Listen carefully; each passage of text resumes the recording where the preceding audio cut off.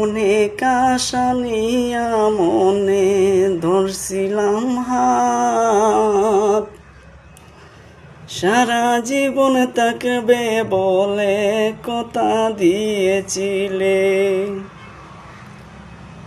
এখন তুমি ব্যস্ত আছো লইয়া স্বামীর ঘরে, সুখের সংসার করছো তুমি আমায় বাসাইয়ে। আমি যত দুঃখ পাইছি তোমারই জানা, কইসলাই নু আমারে সারা বাস্তায় না। এখন দেখি বিয়াতি বেটার লগে সংসার করছো তুমি।